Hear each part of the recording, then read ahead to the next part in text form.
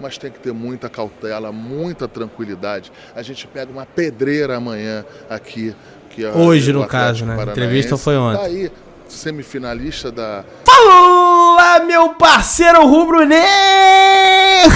Minha parceira rubro-negra, vamos estar agora com a palavra, vamos dar a palavra aí a Marcos Braz, meus amigos. Pois é, o Marcos Braz aí conversou com Pedro Torre da ESPN, falou sobre negociações, falou sobre a questão do Oscar, falou sobre negociações futuras, né? E várias outras, falou sobre o Dorival, né? Projetou a pedreira aí, né? Que vai ter o Flamengo contra o Atlético Paranaense. Isso é muito importante, né? A gente saber o que o vice-presidente de futebol do Flamengo quer dizer. Mas antes, dá essa moral, se inscreve no canal, aperta o botão vermelho aqui embaixo, aciona o sino, amassa o like, beleza? Se inscreveu?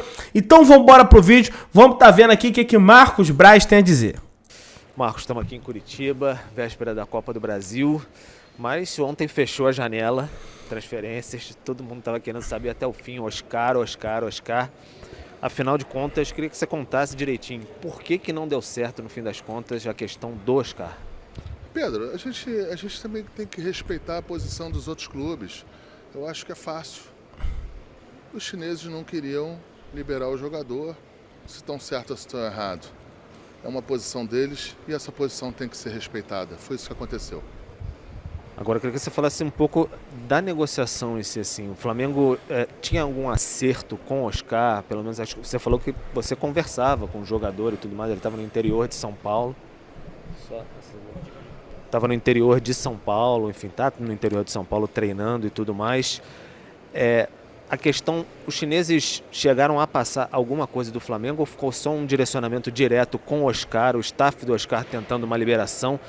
Porque eu pergunto isso porque saíram muitas informações assim desencontradas. O Oscar já tinha assinado algum tipo de documento, alguma coisa nesse sentido? As informações que saíram desencontradas não foram de dentro do Flamengo.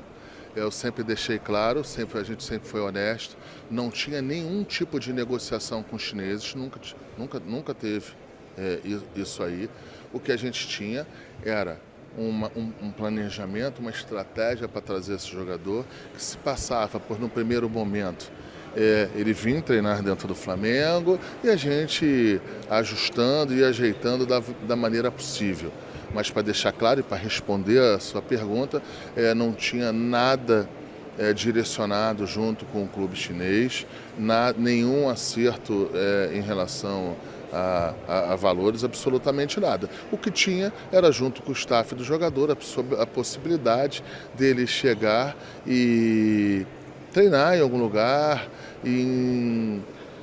Tem uma outra posição que aí é uma análise minha. Eu acho que um jogador do tamanho dele, que com 30 anos de idade não tem uma lesão que seja um problema muito grande, que ele não está lesionado, não está suspenso por qualquer tipo de doping ou não está suspenso por qualquer outra violação que ele poderia fazer. Eu acho que, por razões óbvias, eu acho que ele poderia estar em um clube para estar ativo, e isso aí seria bom para o clube chinês também quando acabasse o contrato aqui desse ano aqui.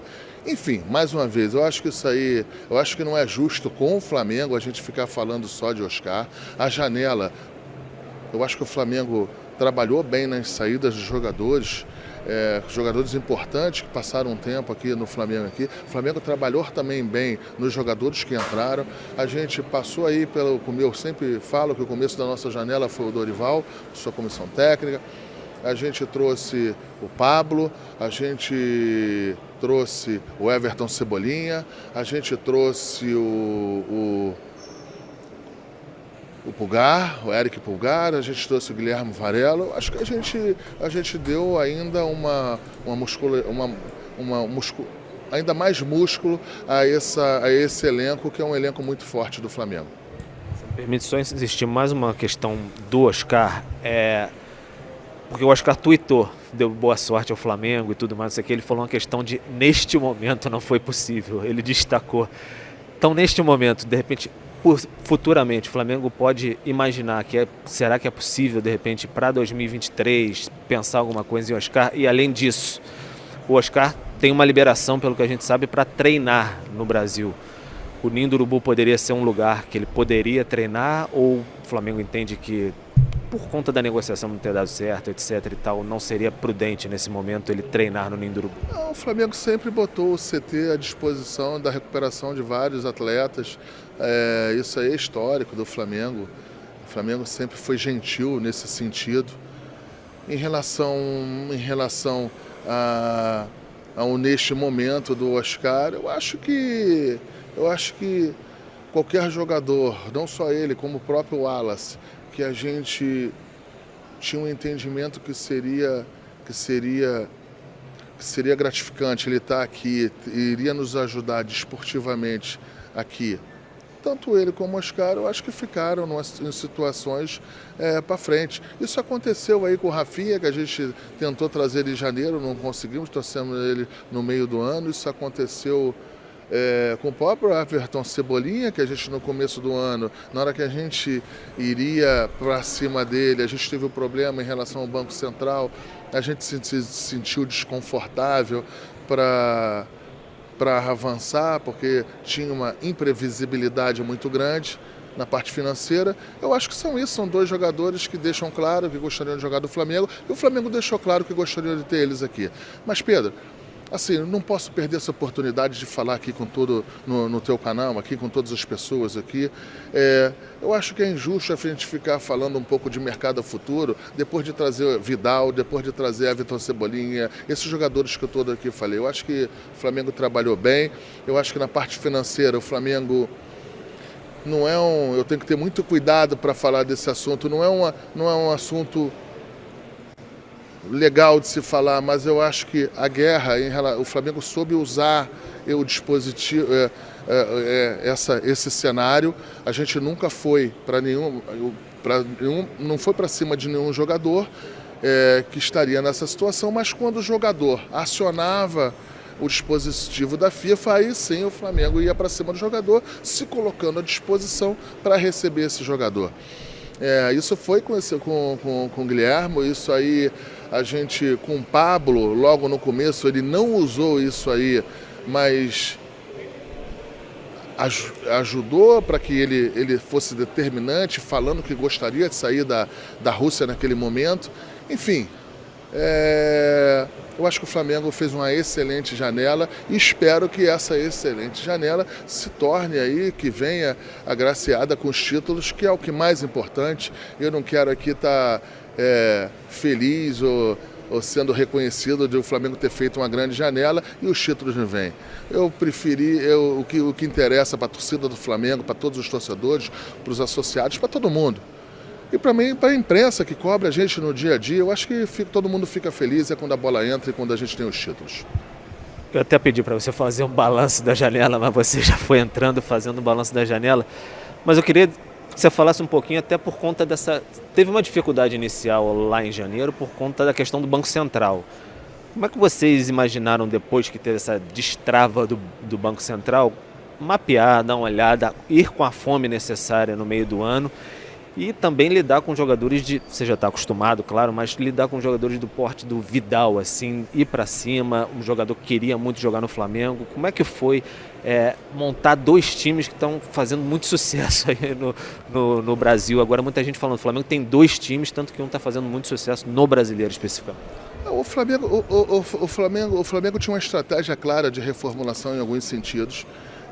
Eu volto a falar, talvez as pessoas minimizem, Pedro, esse problema do Banco Central, porque como ele estava posto aí na vida do Flamengo há tanto tempo, 15 anos, 20 anos, Braz, esse negócio aí, isso é conversa fiada, porque esse problema do Banco Central já tem 20 anos, 15 anos, mas não é que deu uma funelada na parte jurídica nesse momento. Nesse momento, queriam ter decisões pesadas das instâncias superiores em relação a esse assunto. Eu não quero falar desse assunto tecnicamente, que isso aí está muito bem entregue, o departamento jurídico do Flamengo, ao vice-presidente Ducho de Abrantes. Eu não quero entrar nesse mérito, mas pode ter certeza, isso nos causou um grande desconforto, isso nos atrapalhou muito, tanto que o Everton Cebolinha, que eu tinha marcado algumas situações com ele lá na Europa, a gente sequer avançou, porque a gente preza muito pelas nossas posições, não é só eu acho que não é só o nome do Flamengo, eu acho que quem está ali também usando o nome do Flamengo, representando o nome do Flamengo, tem que saber que se você não pode fazer uma operação ou que você não pode estar dentro de uma operação, eu acho que a gente não tem que enganar ninguém. E foi isso que aconteceu. A gente pegou, voltou, a gente sequer poderia comentar com a imprensa, porque tinha uma solicitação para a gente não falar do assunto. Isso aí causou um estresse muito grande, causou um desgaste muito grande. Mas quem quer estar à frente do futebol do Flamengo não pode ter respeito a desgaste, mas não pode ter medo do desgaste. Agora, no início do ano, o Flamengo imaginava uma reformulação, creio, do elenco e tudo mais, e trouxe o Paulo Souza para tocar esse projeto, não deu certo. Aí o Dorival chega e parece que está tudo dando muito certo. Na sua visão assim macro do que está acontecendo no departamento de futebol, no futebol do Flamengo, por que está dando tão certo agora com o Dorival? Por que ele chegou e fez dar tão certo no futebol do Flamengo? Pedro, está dando muito certo, mas a gente não ganhou absolutamente nada. Eu acho que é essa consciência que a gente tem que ter. Uhum. Eu acho que é esta análise que a gente tem que ter. Isso não quer dizer que quando a gente, mesmo ainda não acontecendo, de ter vencido, ou se a gente irá vencer, se a gente não tem um sentimento que as coisas estão no rumo certo. Eu acho que as coisas estão no mundo certo, mas tem que ter muita cautela, muita tranquilidade. A gente pega uma pedreira amanhã aqui. Hoje, no caso, né? A entrevista foi ontem. Tá aí, semifinalista da Libertadores. E vamos fazer uma entrevista no final do ano que eu vou falar melhor se deu certo, se não deu certo, com contundência. Pode falar um pouquinho sobre o papel do Dorival nesse dia a dia? O Dorival, eu estou à vontade para falar do Dorival, que tem um Twitter meu de 2012. 2012, eu sequer era dirigente do Flamengo. E assim, quando você não é dirigente, você tem algumas... Você solta mais, você comenta, fala um pouquinho a mais. E eu dei um Twitter em 2012 falando que pior que tá não fica. O Dorival é uma grande contratação, mais ou menos isso que eu escrevi, até postaram isso aí de volta aí. Então, assim, a minha relação com o Dorival, em relação a acreditar no trabalho dele, há muito tempo, é longa. A gente tinha ali para decidir entre uma situação ou outra, mas assim, o Dorival sempre foi o que a gente entendia que naquele momento seria o que iria trazer esses resultados. Vamos ver se continua os resultados, os grandes resultados que estão continuando, que eu acho que é o importante. Bom, tá aí, né, gente? Entrevista aí do Mauro César Pereira, né? Comentando essa situação do Mauro César Pereira, não, do Pedro Torre com o Marcos Braz, né? Tô com o Mauro César Pereira da cabeça. Mas tá aí na entrevista do Pedro Torre com o Marcos Braz, porque o Mauro era da ESPN, agora não é mais, né?